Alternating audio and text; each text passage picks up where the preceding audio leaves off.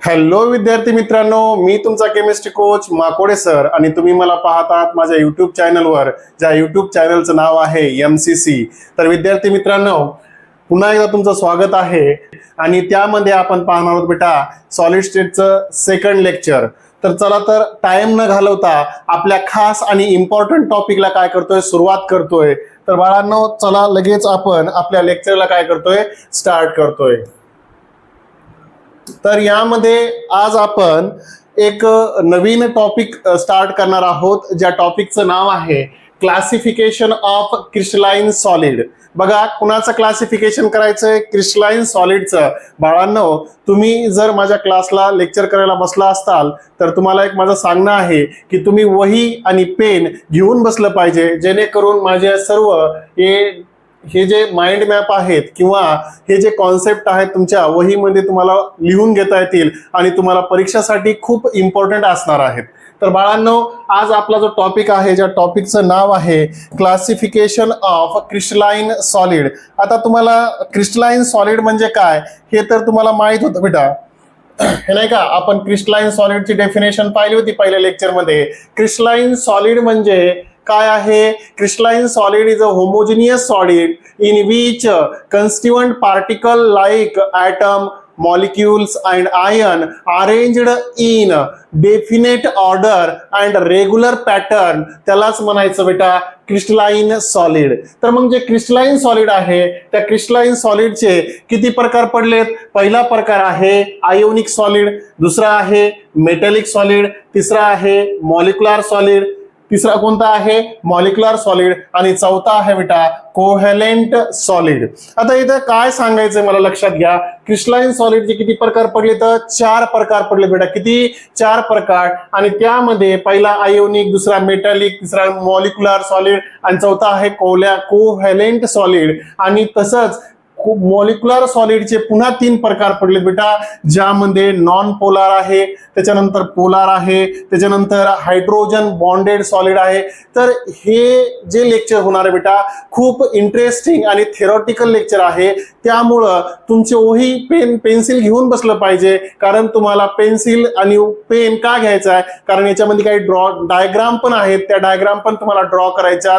ह्या थिअरॉटिकल लेक्चरला तुम्हाला काय करावं लागेल बेटा? वही आणि पेन घेऊनच बसावं लागेल आणि आपल्याला हे सर्व या लेक्चरमध्ये कव्हर करायचंय. त्यामुळं न टाइम घालवता आपण लगेच आपल्या लेक्चरला काय करतोय, स्टार्ट करतोय. त्यामध्ये आहे क्रिस्टलाइन सॉलिड. तर त्याच्यात पहिला जो पॉइंट आहे त्या पॉइंटचं नाव आहे आयोनिक सॉलिड. काय आहे बेटा? Ionic solid. तर आयोनिक सॉलिड काय आहे बेटा? लक्ष दे, खूप इम्पॉर्टंट कॉन्सेप्ट आहे.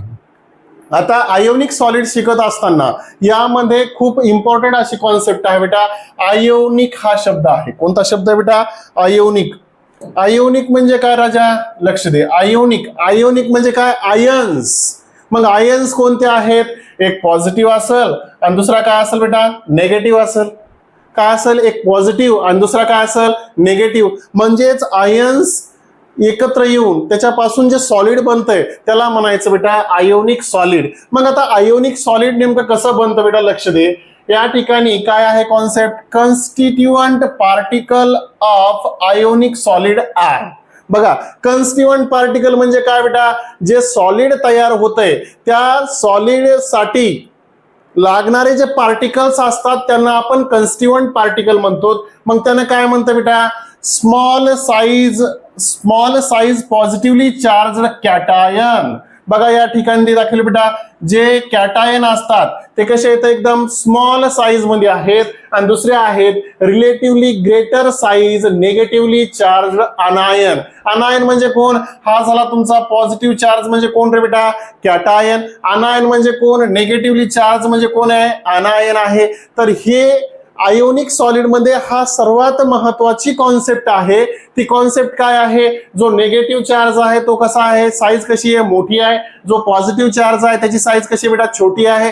आणि असे पॉझिटिव्ह आयन आणि निगेटिव्ह आयन एकत्र येऊन तुमचं काय बनणार आहे? आयोनिक सॉलिड बनणार आहे. मग पॉझिटिव्ह चार्ज आहे त्याला कॅटायन म्हणलंय, निगेटिव्ह चार्ज त्याला काय म्हणलंय? अनायन म्हणलंय. आणि ते दोघं जणांमध्ये काय अट्रॅक्शन आहे? त्या अट्रॅक्शन मध्ये जो फोर्स असतो त्या फोर्सला म्हणायचं बेटा इलेक्ट्रोस्टॅटिक फोर्स म्हणायचं. कोणता फोर्स म्हणायचं बेटा? Electrostatic force. Because ionic bond मध्ये कोणता फोर्स असतो बेटा? इलेक्ट्रोस्टॅटिक फोर्स असतो. Complete transformation of electron one atom to another atom. आणि त्यामध्ये एक पॉझिटिव्ह चार्ज वाला जो असतो तो मेटल असतो आणि निगेटिव्ह चार्ज वाला कसा असतो? Non metal. आणि दोघांमधच्या प्रॉपर्टी जर पाहिल्या, जो पॉझिटिव्ह चार्ज आहे त्या पॉझिटिव्ह चार्जला इलेक्ट्रो पॉझिटिव्ह म्हणायचं आणि जो निगेटिव्ह आहे तो इलेक्ट्रो निगेटिव्ह आहे. एकाची प्रॉपर्टी इलेक्ट्रॉन देणं, एकाची प्रॉपर्टी इलेक्ट्रॉन घेणं. आता इलेक्ट्रोनेगेटिव्हिटी म्हणजे काय बेटा?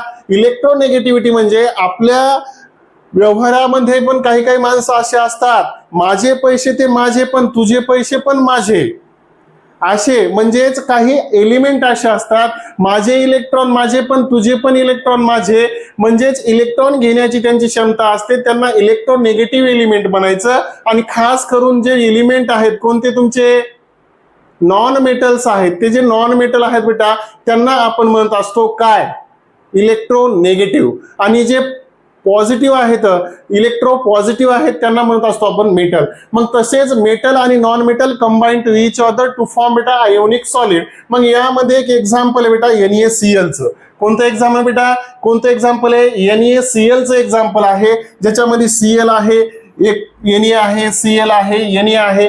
Na काय आहे? तुमचा मेटल आहे. Cl काय आहे? Non metal. दोघांमध्ये काय व्हायला? आयोनिक बॉन्ड तयार व्हायला. आणि अशा पद्धतीनं पॅटर्न मध्ये क्रिस्टलाइन सॉलिडच्या प्रकारामध्ये एक नवीन स्ट्रक्चर तयार व्हायलंय, ज्याला म्हणत असतो बेटा काय? आयोनिक सॉलिड म्हणतो. आणि हे कसे एका पॅटर्न मध्ये आहे. आणि हे जे स्ट्रक्चर दिसतं बेटा, हे स्ट्रक्चर 2 डायमेन्शन मध्ये आहे. कसं आहे?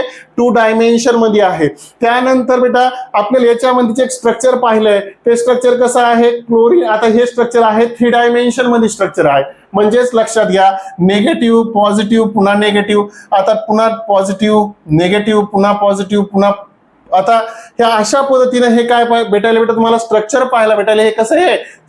कसं स्ट्रक्चर आहे? 3 डायमेन्शनल स्ट्रक्चर आहे. इथं पॉझिटिव्ह पॉझिटिव्ह जे दिसायला येतं, हे जे येतं बेटा खाली आहे, याच्यानंतर हा वरी आहे. म्हणजे हे 3 डायमेन्शनल स्ट्रक्चर आहे. पॉझिटिव्ह पॉझिटिव्ह मध्ये कधीच अट्रॅक्शन नसतं, पण हे जे स्ट्रक्चर आहे ते स्ट्रक्चर कसं आहे? 3 डायमेन्शनल आहे. आणि 3 डायमेन्शनल असल्या कारणामुळे तसं दिसतंय ते.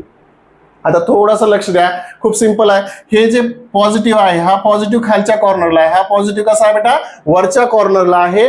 म्हणून ही जी आहे बेटा एक एक युनिट सेल आहे, त्या युनिट सेल पासून एक 3 डायमेन्शनल स्ट्रक्चर बनलंय, ज्याच्यामध्ये पॉझिटिव्ह निगेटिव्ह काय आहेत? कन्स्टिट्यूएंट पार्टिकल काय झाले? तर अरेंज झाले, तर ते बी कसे? रेग्युलर पॅटर्न मध्ये. म्हणून त्याला म्हणायचं बेटा आयोनिक सॉलिड. तर अशा पद्धतीनं हे आहे तुमच्या क्रिस्टलाइन सॉलिडचा पहिला प्रकार आणि त्याच्या काही कॉन्सेप्ट. आता याच्यामध्ये ह्याचा पटकन स्क्रीनशॉट काढून घ्या बेटा, लागलीच आपल्याला याच्यामध्ये काही कॉन्सेप्ट अजून पुढे पाहिजे. घेतला स्क्रीनशॉट? चला लक्ष द्या बेटा. आता यामध्ये काय आहे? याच्यामध्ये काही याचे कॉन्सेप्ट आहेत. काय कॉन्सेप्ट येतं? Constituent particle of ionic solid are काय आहे? तुम्हाला पहिली सांगितलं, जे अनायन्स असतात त्याची साईज कशी असती? मोठी असती. जे कॅटायन्स असतात त्याची साईज कशी असती? छोटी असती बेटा. आणि ते दोघ जण एकत्र येतात. मग स्मॉल साईज पॉझिटिव्ह चार्ज म्हणजे काय? कॅटायन. आणि ग्रेटर साईज अनायन म्हणजे काय बेटा? साईज चार्ज म्हणजे कोण येतात? अनायन आहेत. त्यानंतर एक्झाम्पल NaCl, KCl आहे. असे बरेच एक्झाम्पल आहेत बेटा. त्याच्यानंतर ionic solid are formed due to कसं तयार होतं बेटा? For force of attraction between the ions of opposite charge. आता तुम्हाला हे पहिली सांगितलं, कोणते चार्ज मध्ये? Opposite charge. अपोजिट चार्ज म्हणजे एक प्लस असणार आहे, दुसरा कोणता असणार आहे? मायनस. एक कसा असणार आहे? प्लस. त्याच्यानंतर बेटा force of repulsion between the ions of same charges. तुम्हाला माहिती आहे निगेटिव्ह मध्ये रिपल्शन आहे, पॉझिटिव्ह मध्ये काय आहे? रिपल्शन आहे बेटा. त्याच्यानंतर काय आहे? The total charge in ionic solid are well balanced. आता थोडासा कॉन्सेप्ट या ठिकाणी क्लिअर केला पाहिजे बाळांनो. जे आयोनिक सॉलिड असतात त्या आयोनिक सॉलिड मध्ये पॉझिटिव्ह चार्ज आणि निगेटिव्ह चार्ज कसे असतात? सेम असतात, वेल बॅलेन्स्ड असतात. त्या कारणामुळं जे तुमचं आयोनिक सॉलिड आहे ते न्यूट्रल असतं. कारण पॉझिटिव्ह आणि निगेटिव्ह चार्ज जर इक्वल असतील तर त्या ठिकाणचा जो मॉलिक्यूल असतो किंवा कंपाऊंड असतो तो कसा असतो बेटा? एकदम कसा असतो? तो मॉलिक्यूल आणि कंपाऊंड कसा असतो? न्यूट्रल असतो. या ठिकाणी सांगितलं, hence they are electrically neutral. कसे असतात ते इलेक्ट्रिकली न्यूट्रल, परंतु त्यांना जर आपण कशामध्ये डिझॉल्व्ह केलं बेटा, वॉटरमध्ये ॲक्वियस स्टेटमध्ये आणलं आणि त्याच्यामध्ये जर इलेक्ट्रिसिटी आपण काय केली, फ्लो केली, तर त्यामधून इलेक्ट्रिसिटी व्यवस्थित काय होत असते, फ्लो होत असते बेटा. त्यानंतर आहे बेटा आपल्याकडे दुसरा, such a arrangement of ions depends on the three factor. त्याची अरेंजमेंट जी आहे ती कशी होते, त्याची काही 3 फॅक्टर आहेत. एक आहे साईज ऑफ आयन, तुम्हाला तर माहिती आहे, एक पॉझिटिव्ह जो आहे तो कसा आहे, छोटा आहे, निगेटिव्ह कसा आहे, तो मोठा आहे, त्यांच्यामध्ये अट्रॅक्शन आहे. चार्ज ऑफ आयन, एकावर पॉझिटिव्ह चार्ज आहे, एकावर पॉझिटिव्ह चार्ज आहे, दुसऱ्यावर कसा चार्ज आहे, निगेटिव्ह. या ठिकाणी एक छोटा आहे, कसा आहे, मोठा आहे. Extent of polarisation of anion, म्हणजेच लक्षात घ्या याच्यामध्ये जे अनायन आहे त्याच्यामध्ये काय भेटतं बेटा, एक्सटेंट ऑफ पोलरायझेशन पाहायला भेटतं. कारण तो काय करत असतो, स्वतःकडे इलेक्ट्रॉन घेत असतो आणि त्याच्यावर कोणता चार्ज येतो, निगेटिव्ह. एक इलेक्ट्रॉन देत असतो, त्याच्यावर कोणता चार्ज येतो, पॉझिटिव्ह. त्या कारणामुळे त्या ठिकाणी काय पाहायला भेटते, पोलरायझेशन. पोलरायझेशन म्हणजे काय, पोल म्हणजे 2 पोल, एक पॉझिटिव्ह आणि दुसरा निगेटिव्ह. जर समजा निगेटिव्ह चार्जने इलेक्ट्रॉन घेतलेच नसते किंवा क्लोरीनने इलेक्ट्रॉन घेतलेच नसते, तर सोडियमवर पॉझिटिव्ह चार्ज आला असता का, नाही. क्लोरीनवर निगेटिव्ह चार्ज आला असता का, नाही. त्या कारणामुळे हे म्हणतं बेटा extent of polarisation of anion. अशा पद्धतीनं बेटा हे काही काय त्याचे काय तर कॉन्सेप्ट आहेत, कशाचे, आयोनिक सॉलिडचे. त्यानंतर बेटा याच्यामध्ये जर पाहिलं तर पुन्हा आहे प्रॉपर्टीज ऑफ आयोनिक सॉलिड. आता प्रॉपर्टीज ऑफ आयोनिक सॉलिड म्हणजे नेमकं काय, थोडंसं लक्ष द्या, कॉन्सेप्ट खूप क्लिअर करता येईल आपल्याला. इथं बघा, ionic solid are hard and brittle. आता आयोनिक सॉलिड, तुम्ही मिठाचा तुकडा घ्या बेटा, हातात दाबा, जे नसतं जुनं मीठ नाही का, आपल्या घरचं मीठ जरी घेतलं जरी हातात दाबलं तर कसं होतं, टोचतं बेटा. किंवा मोठा मिठाचा खडा घेतला आणि हातात दाबला, तो कसा आहे, हार्ड आहे. परंतु तो जर जमिनीवर पडला तर काय होतं बेटा, तटकन तुटतो का नाही. मग तसं म्हणजे काय बेटा, हे हार्ड आहे आणि ब्रिटल आहे. त्याच्यानंतर ionic solids have high melting point. Ionic सॉलिडचा मेल्टिंग पॉइंट कसा आहे, हाय आहे, बिकॉज त्यांच्यामध्ये अट्रॅक्शन आहे बेटा. कसं काय अट्रॅक्शन आहे, एक पॉझिटिव्ह आहे, दुसरा निगेटिव्ह आहे, म्हणजेच त्याला काय म्हणायचं, इलेक्ट्रोस्टॅटिक फोर्स ऑफ अट्रॅक्शन असल्या कारणामुळे त्या ठिकाणचा मेल्टिंग पॉइंट कसा आहे, हाय आहे. त्याच्यानंतर ionic solids in their fused state, molten state, aqueous solution conduct electricity. जर त्या ठिकाणी तर जर फ्युज्ड स्टेट मध्ये असेल काय रे, आयोनिक सॉलिड. मोल्टन म्हणजे काय, वितळलेल्या स्थितीमध्ये असेल, किंवा पाण्यामध्ये टाकल्याच्या नंतर जर त्याच्यामधून आपण इलेक्ट्रिसिटी पास केली तर इलेक्ट्रिसिटी काय होते, पास. त्यावेळेस ते गुड कंडक्टर ऑफ इलेक्ट्रिसिटी आहेत. त्याच्यानंतर काय बेटा, on application of share force, त्यांच्यामध्ये कोणता फोर्स आहे, शेअर फोर्स आहे बेटा. लक्षात घे, समजा माझ्याकडे इथं पॉझिटिव्ह आहे, दुसरा निगेटिव्ह आहे, पुन्हा पॉझिटिव्ह आहे, पुन्हा निगेटिव्ह आहे, पुन्हा पॉझिटिव्ह आहे. थोडंसं लक्ष दे बेटा. त्याच्यानंतर या ठिकाणी निगेटिव्ह आहे, इथं पॉझिटिव्ह, त्याच्यानंतर पॉझिटिव्ह, इथं आहे निगेटिव्ह, त्याच्यानंतर पुन्हा पॉझिटिव्ह, पुन्हा निगेटिव्ह. थोडंसं लक्ष दे बेटा, खूप इम्पॉर्टंट कॉन्सेप्ट आहे. त्याच्यानंतर काय बेटा, इथं पॉझिटिव्ह चार्ज, त्यानंतर निगेटिव्ह, पुन्हा पॉझिटिव्ह, पुन्हा निगेटिव्ह, पुन्हा पॉझिटिव्ह. थोडंसं लक्ष द्या, मला काय समजून सांगायचंय. तर हे झालं बेटा, इथं लक्ष द्या, इथं पुन्हा कोणता चार्ज आहे, थोडंसं लक्ष द्या बेटा, खूप सिंपल कॉन्सेप्ट आहे. इथं लक्ष द्या, इथं घेतला निगेटिव्ह असा, त्याच्यानंतर इथं पॉझिटिव्ह आहे, पुन्हा निगेटिव्ह आहे बेटा, पुन्हा पॉझिटिव्ह आहे, पुन्हा काय आहे, निगेटिव्ह आहे. अशी कॉन्सेप्ट लक्ष द्या. आता याला काय केलं, हे काय म्हणतंय, crystal undergo distortion and are fractured.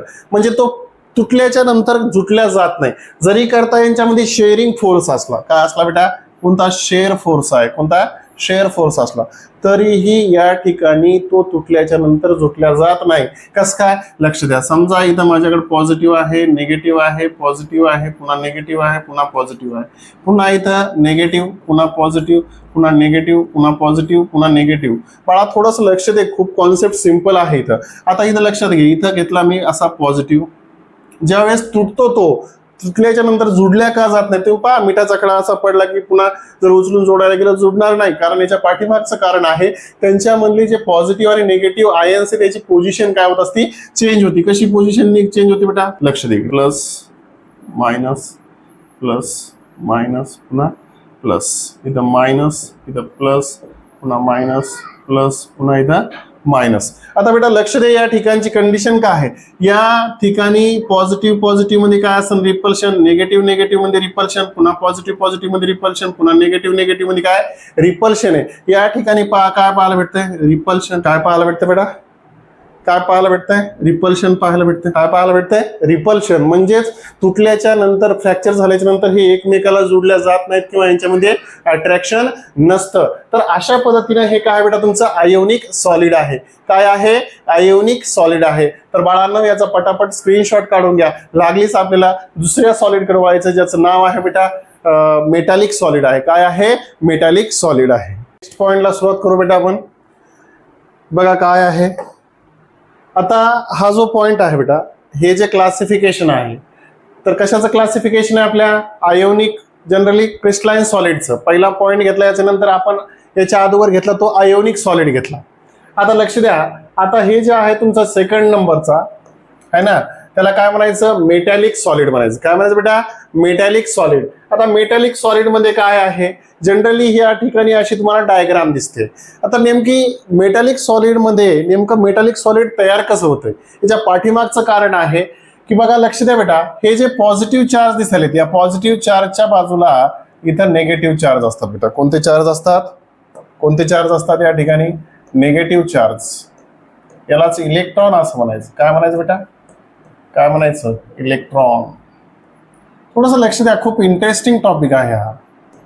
बघा लक्ष द्या, बघा तुमच्या पॉझिटिव्ह चार्जच्या बाजूला कोणते चार्ज आहेत बेटा? Negative charge. म्हणजे त्याला काय म्हणायचं? इलेक्ट्रॉन्स असं म्हणायचं. काय म्हणायचं? इलेक्ट्रॉन्स. आणि बाळांनो, ज्यावेळेस ही फिगर काय होईल, कंप्लीट होईल, त्यावेळेस तुम्हाला एक असा प्रश्न विचारल की या ठिकाणी काय दिसतंय तुम्हाला? तर जास्तीत जास्त प्रमाणामध्ये तुम्हाला काय दिसतात रे? निगेटिव्ह चार्ज दिसतात. आणि हे जे निगेटिव्ह चार्ज आहेत, या निगेटिव्ह चार्जला आपण इलेक्ट्रॉन म्हणतोय. आणि इलेक्ट्रॉन हे कुणाच्या बाजूला आहेत रे बेटा? पॉझिटिव्ह चार्जच्या बाजूला आहेत.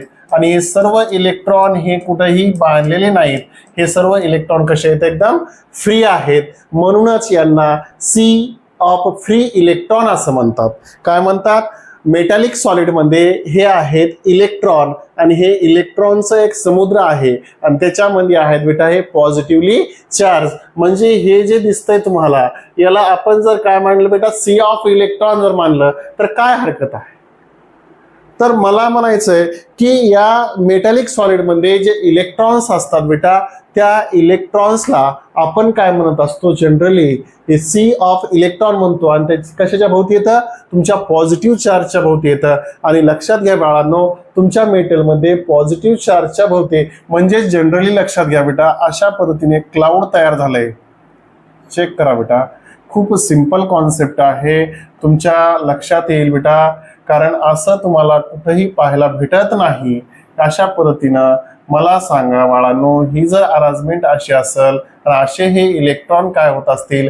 डिलोकलाइज होत असतील. कुणाच्या बाजूला रे बेटा? पॉझिटिव्ह चार्जच्या बाजूला. बघा 3 डायमेन्शनल स्ट्रक्चर कसं तयार होतं बेटा, हे खूप सिंपल आणि इंटरेस्टिंग कॉन्सेप्ट आहे. हे बाळांनो लक्षात घ्या.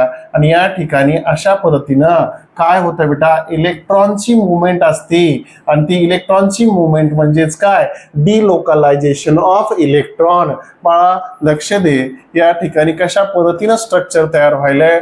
आणि त्या कारणामुळं कुठलाही मेटल हा कसा असतो बेटा? स्ट्रॉंग असतो, हार्ड असतो. आणि तो काय असतो बेटा? सहजासहजी फ्रॅक्चर होत नाही. होतो का फ्रॅक्चर? नाही होत बेटा.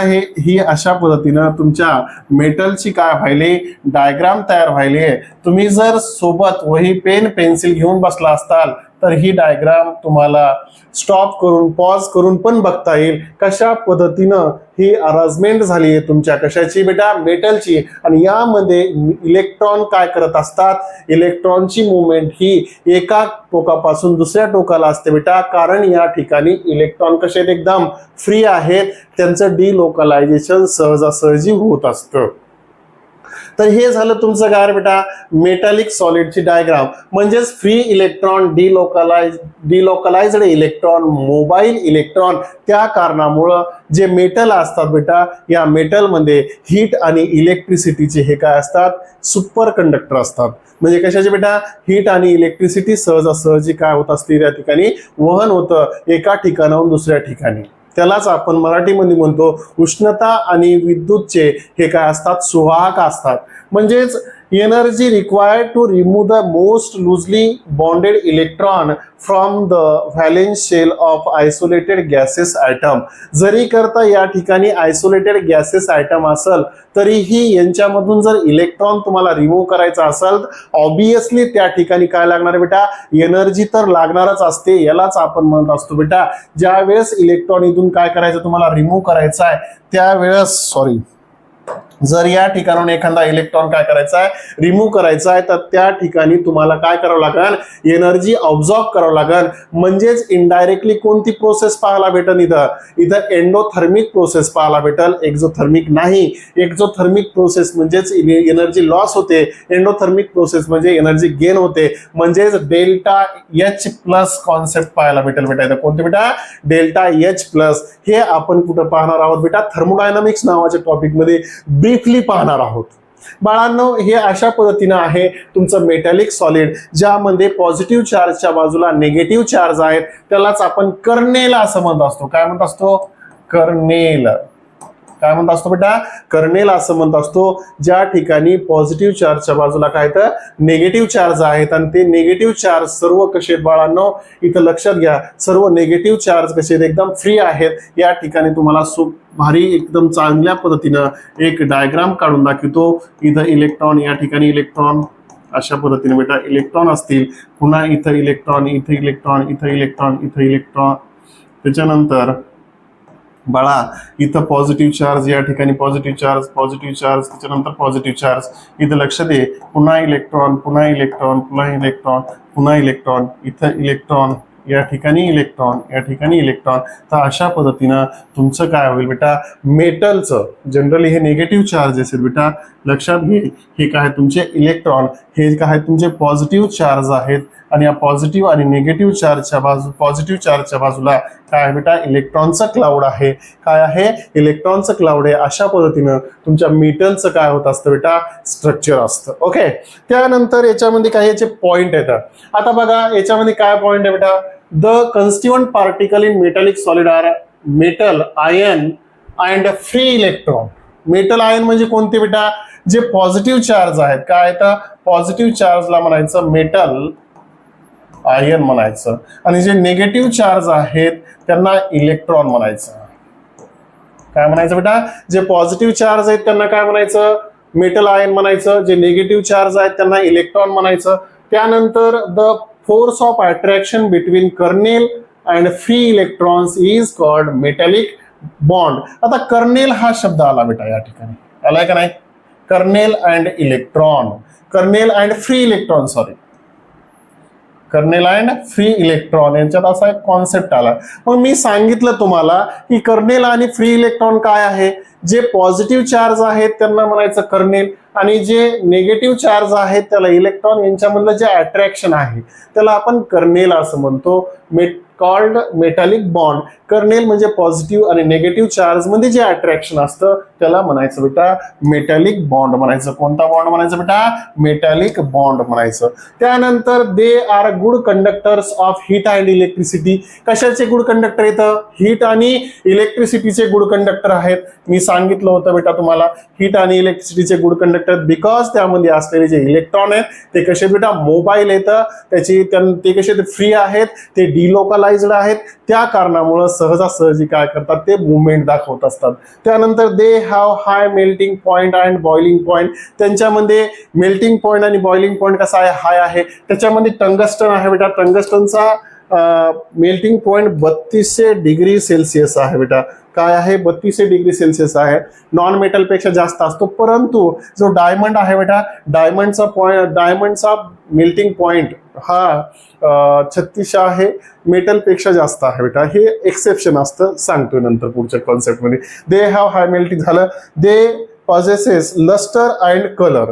म्हणजे तुम्हाला माहित आहे बेटा, जे मेटल असतात त्यांना जर घासला आपण तर ते काय करतात, एकदम चकाकी दाखवत असतात. त्याच्यानंतर त्यांना जर हीट दिली तर ते त्यांचे कलर पण दाखवतात. जसं की लोखंडाला लोहार तापवत असताना ते कसं होतं बेटा, लाल होत असतं. तर अशा पद्धतीने याच्या काही प्रॉपर्टीज आहेत. त्यानंतर बेटा याची पटापट तुम्ही स्क्रीनशॉट काढून घ्या बेटा. लागलीच दुसऱ्या पॉईंटकडे जायचं, घेतला असेल मला वाटतंय, लक्ष द्या. आता काय आपल्याकडे तिसरा जो सॉलिड आहे त्याला म्हणायचं बेटा कोव्हॅलेंट नेटवर्क सॉलिड म्हणायचं. काय म्हणायचं बेटा?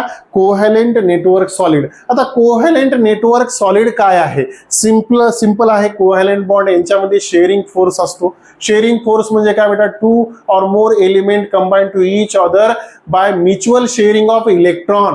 इलेक्ट्रॉनची म्युच्युअल शेअरिंग होऊन काय होत असतं? त्या ठिकाणी बॉन्ड तयार होत असतो. त्यालाच आपण कोव्हॅलेंट नेटवर्क सॉलिड म्हणतो. आता बघा, कोव्हॅलेंट नेटवर्क सॉलिड जे आहे, वर्क सॉलिड जे आहे, काय आहे बेटा? These are non metal crystalline solid from the formation of covalent bond. यांच्यामध्ये कोणता बॉन्ड पाहायला भेटतो? Formation of covalent bond. कारण ते म्हणते सारखे सारखे नॉन मेटलचे आयन एकत्र येऊन त्यापासून काय तयार होतो? तो कोव्हॅलेंट सॉलिड किंवा कोव्हॅलेंट नेटवर्क सॉलिड तयार होतो. त्याच्यानंतर these are giant molecules. Giant molecule म्हणजे काय बेटा? या सॉलिड मध्ये तुम्हाला मॅक्झिमम जेंट पाहायला भेटतील, कारण या मॉलिक्युल मध्ये तुम्हाला कार्बन सारखा एलिमेंट पाहायला भेटतो. आणि कार्बन सारखा एलिमेंटची खासियत काय? हा कॅन्टिनेशन दाखवतो. कॅन्टिनेशन म्हणजे काय बेटा? श्रृंखला दाखवतो. एकाला दुसरा, दुसऱ्याला तिसरा, तिसऱ्याला चौथा, चौथ्याला पाचवा, असा एकमेकांमध्ये जोडल्या जाणारा त्याला म्हणायचं बेटा, याला काय म्हणायचं? Giant molecule. Covalent bonds are strong and directional. कसे आहेत बेटा? कोव्हॅलेंट बॉन्ड कसा? स्ट्रॉंग आणि डायरेक्शनल असतो. ज्याच्यामध्ये डायरेक्शन पण असतं ते कसं असतो? स्ट्रॉंग असतो. These solids are very hard and brittle. बघा, हे जे सॉलिड असतात व्हेरी हार्ड असतात आणि ब्रिटल असतात. ब्रिटल म्हणजे काय? तुटतात, पण तुटल्यानंतर हे जुडत नाही. त्याच्यानंतर they have extremely high melting point and may decompose before melting. आता लक्षात घ्या बेटा, सिंपल कॉन्सेप्ट आहे. यांचा मेल्टिंग पॉइंट कसा आहे? खूप हाय असतो. कारण बाळांनो, यांच्यामध्ये शेअरिंग फोर्स असतो. इलेक्ट्रॉनची शेअरिंग होत असते आणि त्यापासून काय होत असतं? सॉलिड तयार होत असतं. त्याला शेअरिंग फोर्स म्हणतात. त्यानंतर बाळांनो लक्षात घ्या, याचा पटापट म्हणजे सांगायचं तात्पर्य असं आहे, डिकम्पोज कधी होतात? ज्या वेळेस हे काय होतात? मेल्ट होतात, त्यावेळेस डिकम्पोज होतात. बाळांनो लक्षात घ्या. आता लगेच याचा पटापट स्क्रीनशॉट काढून घ्या. लगेच आपल्याला नेक्स्ट पॉइंट कडे जायचं. घेतला? ओके. आता बघा, याच्यामध्ये एक एक्झाम्पल आहे. कोव्हॅलेंट नेटवर्क सॉलिड मध्ये they are insulator and do not conduct electricity. हे इलेक्ट्रिसिटी कंडक्ट करत नाही. त्याच्यामध्ये एक्झाम्पल आहे डायमंड आणि सिलिका कार्बिड. आता डायमंडची एक खासियत अशी बेटा, या डायमंड मध्ये इलेक्ट्रिसिटीचे काय तर नॉट कंडक्ट इलेक्ट्रिसिटी, बिकॉज हा जो एक याच्यामध्ये कार्बन दिसतोय, हा कार्बन जो आहे बेटा, या कार्बनची जर खासियत पाहिली या कार्बनची, तर या कार्बनला एक बॉन्ड आहे, 2, 3 आणि किती येतात? 4 बॉन्ड. म्हणजेच कार्बनची व्हॅलेन्सी कम्प्लिटली काय आहे? या ठिकाणी कम्प्लीट आहे.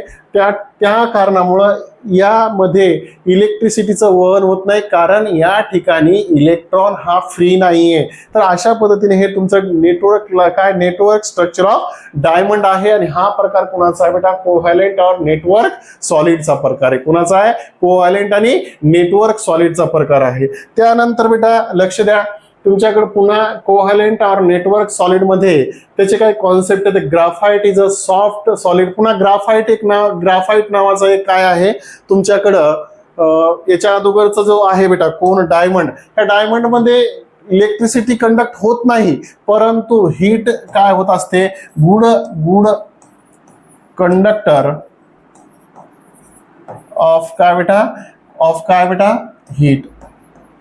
त्यानंतर याच्यामध्ये एक खासियत याची अशी आहे, एक्सेप्शन मानावं लागणार. नॉन मेटल मध्ये याचा सर्वात, नॉन मेटल आणि मेटल मध्ये सर्वात जास्त मेल्टिंग पॉइंट आहे बेटा 3600 डिग्री सेल्सिअस याचा काय आहे? मेल्टिंग पॉइंट आहे. हा तुमचा जरी करता नॉन मेटल असला तर याचा मेल्टिंग पॉइंट मेटलला लाजवेल असा आहे बेटा.